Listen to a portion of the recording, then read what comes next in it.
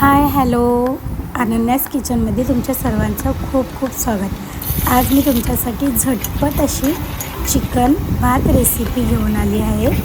कढईमध्ये तेल, जिरं, कांदा, अद्रक लसूण पेस्ट, टोमॅटो, चवीनुसार मीठ टाकून छान मिक्स केल्यावर लाल मसाला, हळद, धनिया पावडर, मी इथे बिर्याणी मसाला वापरत आहे। मग थोडासा पुदिना, कोथिंबीर टाकून छान मिक्स करून घेऊन तेल सुटेपर्यंत मिक्स करूया। मग त्यातमध्ये धुतलेलं असं चिकन छान मिक्स करून 2 मिनिटासाठी झाकण ठेवूया। आणि तुम्ही बघू शकता चिकनला असं छान तेल सुटलेलं आहे।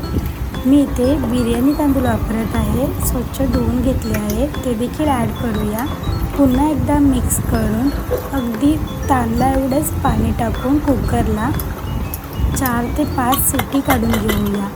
आणि तुम्ही बघू शकता अगदी 15 मिनिटातच चिकन भात तयार आहे। तुम्हाला माझी रेसिपी कशी वाटली कमेंट्समध्ये नक्की सांगा। भेटूया नेक्स्ट ब्लॉगमध्ये। Bye bye.